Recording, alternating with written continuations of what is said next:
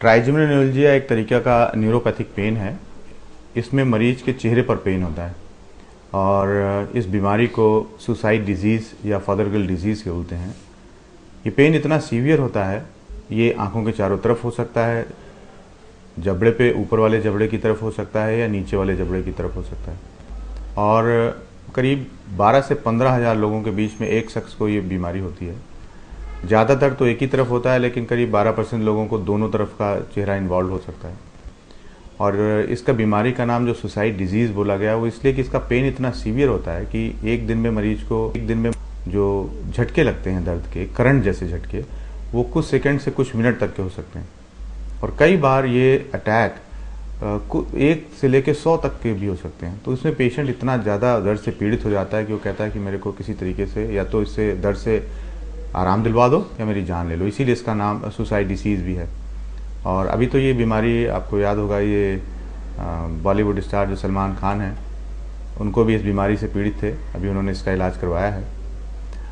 सबसे बात जो ज़रूरी है वो ये कि इस बीमारी का जो पेन है वो इतना सीवियर करंट जैसा पेन होता है कि अगर उसका कोई इलाज ना किया जाए तो मरीज के लिए बोलना, खाना, पीना सब बहुत मुश्किल होता है। इस बीमारी के जो लक्षण है, ज़्यादातर ये पेन मरीज के चेहरे पर होता है।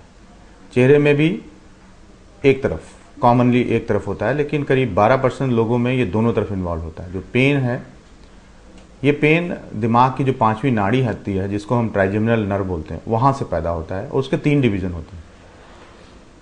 पहला डिवीज़न जिसको हम V1 कहते हैं, उसमें पेन आँखों के चारों तरफ होता है। दूसरा डिवीज़न जिसको हम V2 बोलते हैं, उसमें जो दर्द है वो ज़्यादातर गाल के आसपास होता है। और तीसरा डिवीज़न जिसको हम V3 बोलते हैं, उसमें ये पेन मरीज के नीचे वाले जबड़े में होता है। और ये जो पेन है एक तरीके का कटिंग पेन बोलते हैं, करंट जैसा पेन, जो कुछ सेकंड से लेके कुछ मिनट तक हो सकता है और आता है और चला जाता है। और ये जो एपिसोड्स हैं दर्द के, ये 1 से लेके 100 तक के बीच में भी हो सकते हैं। और ज़्यादातर ये एक तरफ होता है, करीब 12% लोगों में ये दूसरी तरफ भी इन्वॉल्व हो जाता है। कुछ इसके ट्रिगर पॉइंट हैं। ट्रिगर पॉइंट का मतलब जैसा वो ऐसे एरिया फेस के चेहरे के जिनको मरीज छूता है तो दर्द चालू हो जाता है। तो ज़्यादातर ये चेहरा धोते समय, खाते समय, पानी पीते समय, यहाँ तक कि सेविंग करते समय, या कभी कभी तो आप अगर चेहरे के उस हिस्से को ही टच कर लें या उस पर पानी डाल लें या गर्म या ठंडी हवाओं का झोंका अगर चेहरे पर लग जाए तो ये दर्द चालू हो जाता है। और दर्द ये इतना तीखा होता है, उसके दौरान मरीज कुछ नहीं कर सकता। कई बार इसको हम एक तरीके का ट्राइजेमिनल न्यूरैल्जिया टाइप 1 बोलते हैं, जिसमें जो दर्द है वो करंट जैसा होगा। लेकिन एक और टाइप होता है जिसमें हम ट्राइजेमिनल न्यूरैल्जिया टाइप 2 बोलते हैं या एटिपिकल फेशियल पेन बोलते हैं। उसमें जो दर्द है वो करंट जैसा दर्द नहीं होता।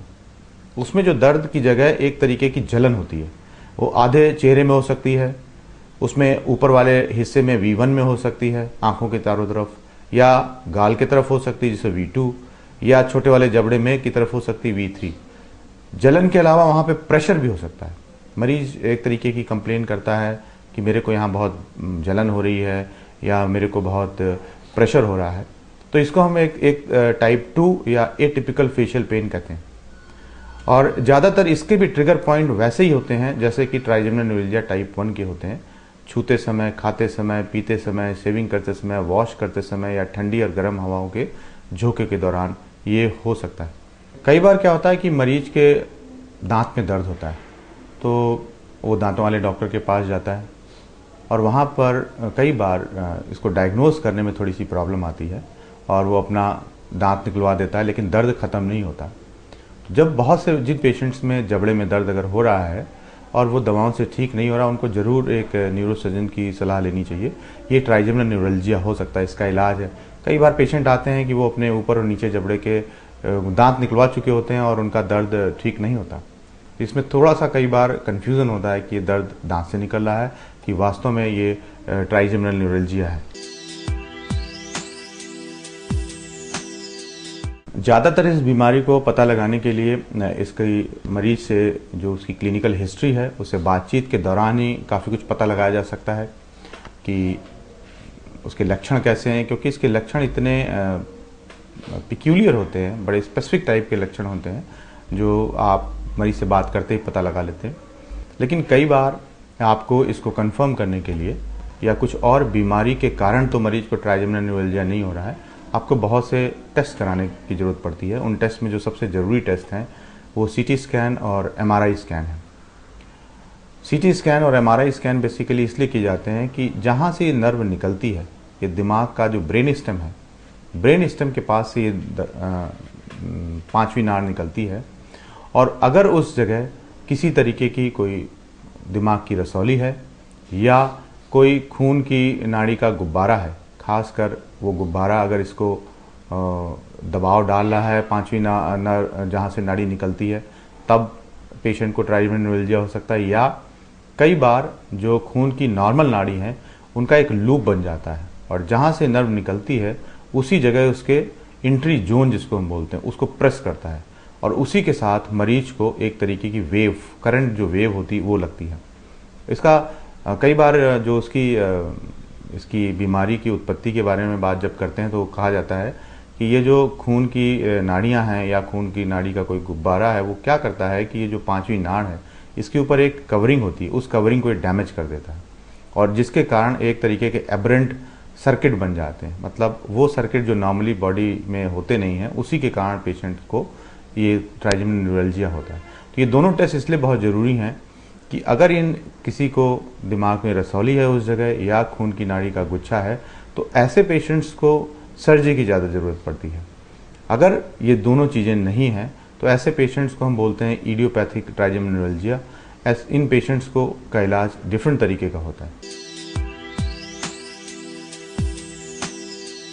इस बीमारी का इलाज के लिए सबसे ज़्यादा ज़रूरी है कि इस बीमारी का हमें कंफर्म करना ज़रूरी है कि पेशेंट को ट्राइजेमिनल न्यूरैल्जिया नाम की बीमारी है। इलाज के लिए सबसे पहले तो इसमें दवाएं हैं। बहुत से पेशेंट जो हैं उन दवाओं पे ही ठीक हो जाते हैं। जब आप इन्वेस्टिगेशन कर लेते हैं, पेशेंट का सीटी कर लिया, एमआरआई कर लिया, और अगर उसमें किसी भी पेशेंट को ब्रेन ट्यूमर, कोई वेसल का नाड़ी का कोई लूप या कोई गुब्बारा अगर नहीं है तो ऐसे पेशेंट्स ज़्यादातर बिना सर्जरी के ठीक होते हैं। और बिना सर्जरी में सबसे पहले आती हैं दवाएं। जो कुछ दवाएं हैं जिसमें कार्बामाज़ेपिन सबसे इम्पॉर्टेंट दवा है, पूरी दुनिया में इसका इस्तेमाल होता है। ये इस दवाओं को सबसे स्मॉल डोज से चालू किया जाता है और धीरे धीरे इनकी स्ट्रेंथ को बढ़ाते हैं तब तक जब तक कि मरीज के सिम्टम कंट्रोल नहीं हो जाते हैं। कई बार क्या होता है कि जब आप इन दवाओं को देते हैं तो दवाओं के कभी साइड इफ़ेक्ट आ सकते हैं या दवाएं रिस्पॉन्ड नहीं करती हैं और पेशेंट का इतना पेन होता है कि आपको उसमें पेन प्रोसीजर्स करने की ज़रूरत पड़ती है। उन पेन प्रोसीजर्स में जो सबसे इम्पॉर्टेंट पेन प्रोसीजर्स है वो है रेडियो फ्रीक्वेंसी एब्लेशंस। एक तरीके का रेडियो फ्रीक्वेंसी जनरेटर होता है, एक छोटी सी मशीन होती है और उस मशीन से रेडियो फ्रीक्वेंसी जो वेव्स हैं उसके कारण थर्मल कोएगुलेशन किया जाता है। जिस भी नाड़ी से दर्द निकल रहा है, पांचवी जो नाड़ जिसे हम ट्राइजेमिनल नर्व कहते हैं, उसमें या तो वो V1 से निकल सकता है जो पहला जो आंखों के चारों तरफ है, दूसरा V2 जो चीक के चारों तरफ है या गाल के चारों तरफ है, तीसरा V3 जो नीचे वाले जबड़े की तरफ से। तो जब भी हम मरीज को बोलते हैं उसको हम बोलते हैं कि राइट में है या लेफ्ट में है, V1 में है, V2 में है, V3 में। उस हिसाब से हम टारगेट करते हैं कि हमने किस ब्रांच को का थर्मोकोएगुलेशन करना है। और ये जो रेडियो फ्रीक्वेंसी एब्लेशंस हैं इसमें किसी भी तरीके का चीरफाड़ नहीं की जाती। एक छोटे से निडल के रास्ते वो दिमाग के उस हिस्से में पहुंच जाती है जहां से ये पेन जनरेट कर रहा है और उसमें थर्मोकोएगुलेशन करके मरीज को काफ़ी आराम पहुंचाया जा सकता है। इसमें करीब 80 से 90% पेशेंट ठीक हो जाते हैं।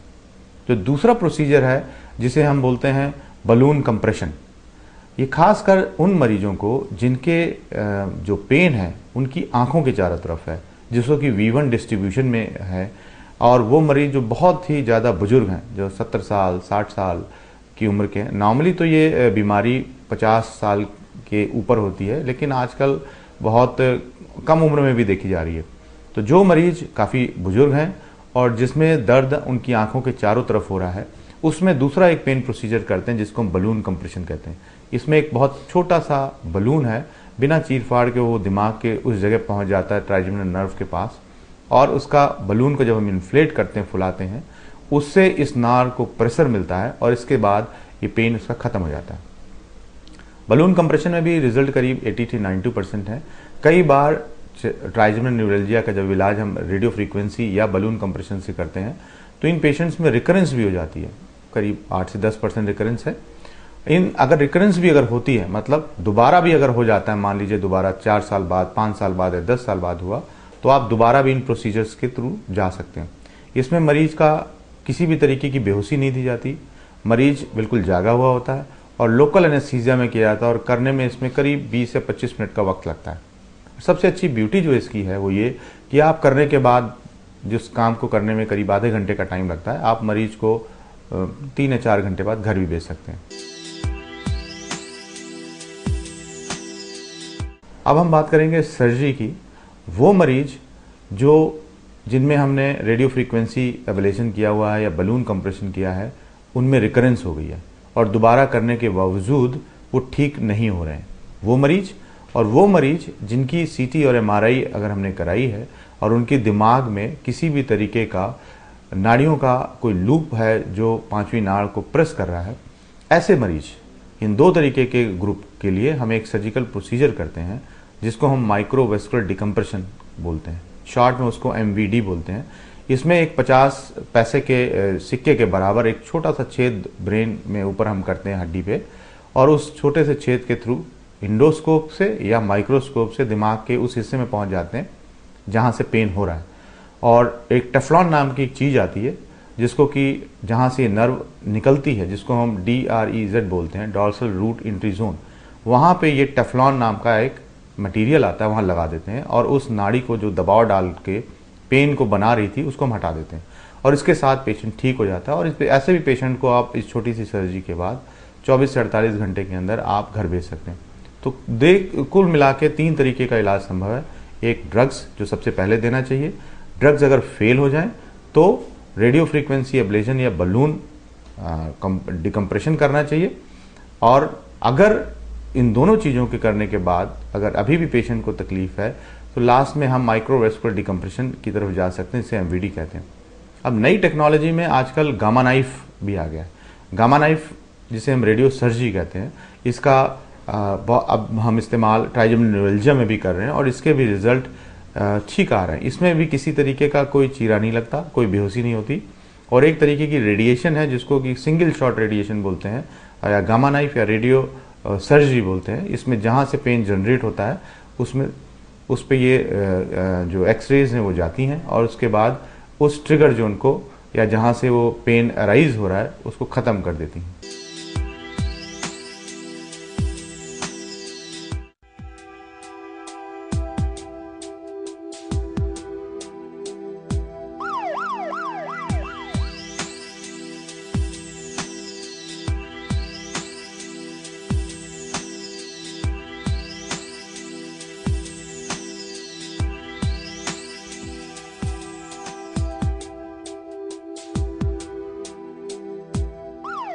आप ये बताइए कि आपको बीमारी कब से थी? 3 साल की थी सर। कहाँ पे दर्द होता था? दर्द इस साल में होता था। कैसा, किस तरीके का दर्द था ये? दर्द शार्प पड़ता था सर। ऐसा लगता था जैसे करंट जैसा? करंट जैसा सर। और बर्दाश्त होता था या ऐसा? नहीं, बर्दाश्त ना होता सर। ठीक। पिछले पता चला कि 3 साल से आप दवा खा रहे हैं? ना खा रहे हैं सर। लगातार दवा खा रहे हैं। जब दवा बंद कर देते थे तब शॉक से मारता था। ठीक। तो मतलब दवा से छुटकारा चाहते थे? दवा से छुटकारा फिर हमें जब पता चला कि इलाज इसका डॉक्टर है तो इसका इलाज इधर कराया हमने सुबह। इसमें आपको क्या बेहोश किया गया था? नहीं सर, कोई बेहोश नहीं, बिल्कुल ठीक ठाक था। मैं और आपसे पूछा गया होगा कि आपकी जिस नाड़ में दर्द होता है वहाँ झुंझुनाहट हुई या नहीं हुई? हाँ हुआ सब पूछा। कितनी देर पहले ये हुआ है? सुबह थोड़ा ही हुआ सब। नहीं, टाइम कितने देर पहले? करीब घंटा 2 घंटे पहले हुआ? हाँ, घंटा 2 घंटे पहले। अब कैसा महसूस कर रहे हैं? बिल्कुल ठीक ठाक सर। जो लास्ट में मैं बात आम दर्शकों के लिए बोलना चाहूँगा कि अगर आपके चेहरे पर एक करंट जैसा दर्द है, आप इसको बड़ी सीरियसली लें। ये दर्द जैसा मैंने पहले बताया, ये आपके आँख के चारों तरफ, गाल पे या नीचे वाले जबड़े पर हो सकता है और ये बहुत ही तीखा दर्द होगा। अगर ऐसा दर्द आपको होता है, आप हर हालत में अपने न्यूरोसर्जन या न्यूरोलॉजिस्ट से ज़रूर मिलें, क्योंकि क्लिनिकली ऐसे पेशेंट्स को डायग्नोस किया जा सकता है और शायद दवाओं से ठीक हो सकते हैं। बहुत बार ऐसा होता है कि पेशेंट्स को ये जो तकलीफ़ होती है वो अपने न्यूरोलॉजिस्ट और न्यूरोसर्जन को नहीं दिखाते और वो डेंटल सर्जन के पास जाते हैं, और कई बार बीमारी मिसडायग्नोज हो जाती है और उस दौरान उनका 1 या 2 टूथ का एक्सट्रैक्शन, दांत भी उनको निकलवाने पड़ते हैं, लेकिन बीमारी ठीक नहीं होती। जितना जल्दी आप अपनी बीमारी के दौरान अपने डॉक्टर से, न्यूरोलॉजिस्ट से, न्यूरोसर्जन से मिलते हैं, बीमारी को अर्ली स्टेज पे रोका जा सकता है। कहते हैं कि जितना ये बीमारी ज़्यादा देर बाद डायग्नोस होती है, उतनी देर से इसकी रिकवरी भी होती है, उतना डिफ़िकल्ट होता है रिकवरी। अर्ली स्टेज में अगर डायग्नोसिस हो जाए और दवा चालू हो जाए तो मरीज का इलाज दवा से भी संभव होता है।